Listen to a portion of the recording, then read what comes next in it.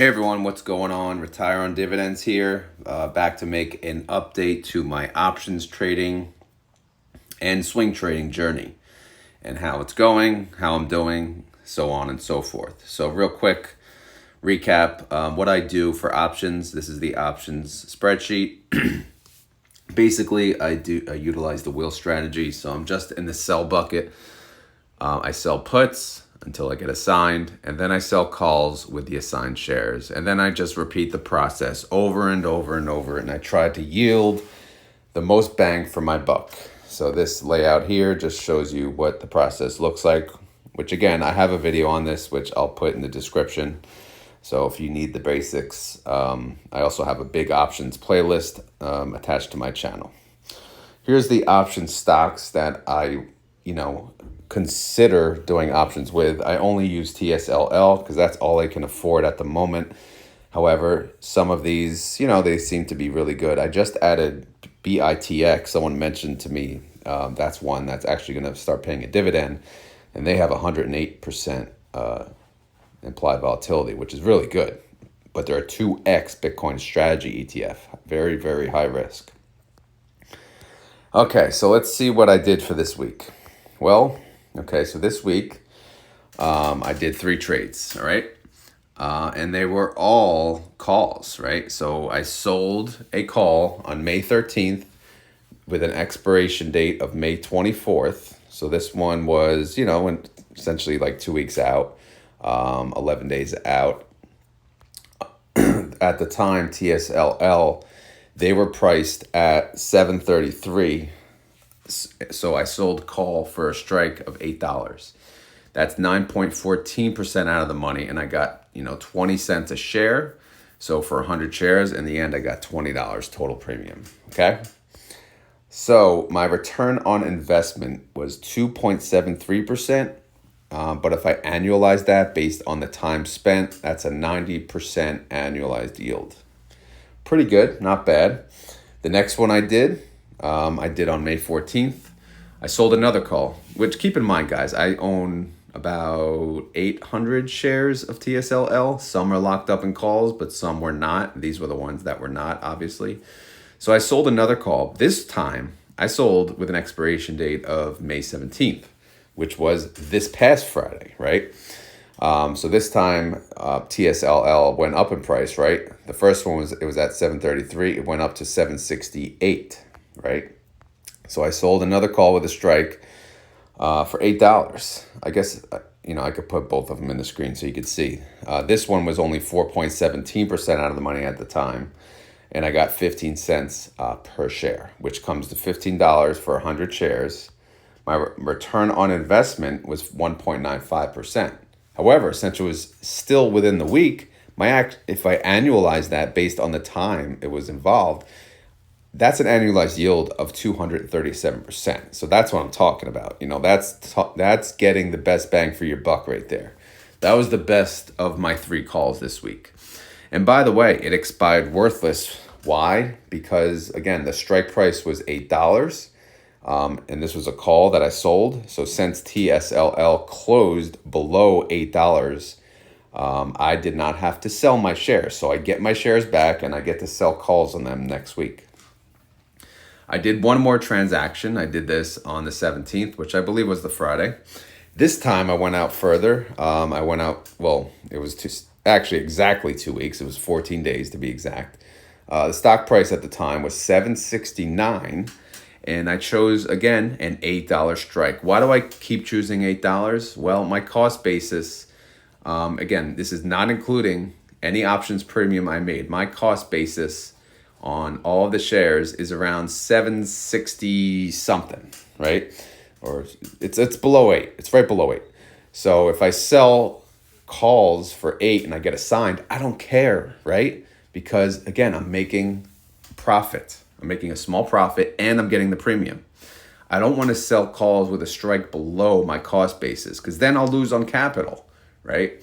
So that's the reason $8 is the sweet spot. Obviously, if TSLL went up to $8.50 in price, I'd probably sell for, $8.50 or $9. But right now it's around actually my cost basis. So I have no problem selling calls at a strike for $8. And if it gets assigned, great. If not, great. All right, so the premium per share on this transaction anyway was 35 cents, which ended up being $35. Now, return on investment on this one, 4.55%. However, it's taking 14 days. So my annualized yield is actually 118% on that, which is still really, really good, okay? So those were the 3 trades I made for this week. As far as anything else expiring for this week, if I go anything in white, you'll see, okay, I have 2 puts right above. This was from last week. I sold 2 puts. These have a strike of 7 and 750. They're still going till May 24th. And then I have a whole bunch up here. These I did early on. As you can see, I did these at a lower strike because TSLL was out in the $5 range. So I was like, all right, I got to make some money. I didn't want to sit around. I'm always trying to make money while my shares just sit.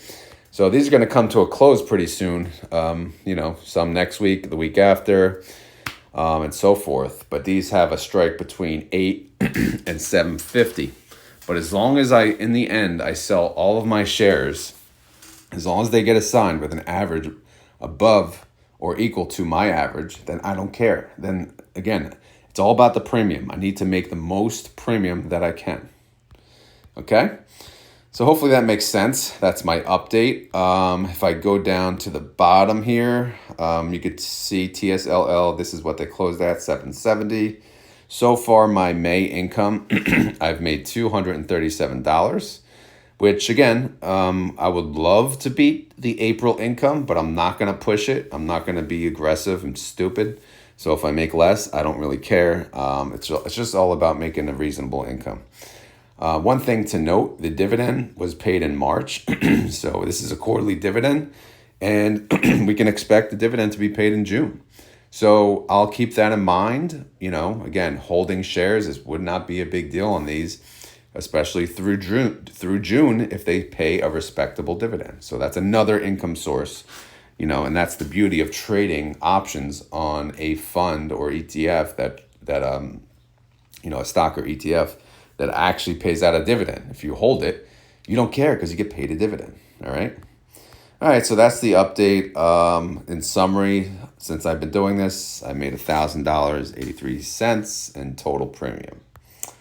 My average annualized return on investment is 297%, which I love, almost 300%, which is amazing. Again, the reason I get some of these high numbers is when I buy, when I sell a put, sell a call, and I close it out early, then obviously my annualized return is much higher than the norm. So 297%, I'm really happy about that. All right, so how's my wheel doing? Well, again, I currently, in the end, I had 900 shares. Only 100 got assigned. It got assigned at $8. Which I'm okay with, because if you look at column E, these are all the ones that got assigned, right? These are all the different strike prices. So here's my average, $7.83. So as long as my assigned calls average $8 or above, we'll say $7.83, then it's all good, right? It's all good. I have 2, 4, 6 pending calls, right? On, a total of 600 shares. And then I have these 2 down below. I have 200 shares heading into next week that I could sell calls on. So if TSLL blows up to the moon, that's great. That's fine, because then I'm going to sell calls. If TSLL tanks, well, that sucks. But guess what? I can close out these calls early, and wait till it recovers. Or I can just let them expire worthless. Or I could sell more puts and lower my average, lower my cost basis. Again, I need cash for that, which I don't have, but you get the gist. All right, weekly income. How much did I make for the week? I made $70. I used $2,270 in capital, and that is a yield of 3%. So again, not bad, not as great as last week, but again, as long as I'm making money, you can see overall week by week. I didn't update. I gotta update the first row. But overall, it's been pretty solid performance week in and week out. Having fun with it too. That's what matters. It is very fun.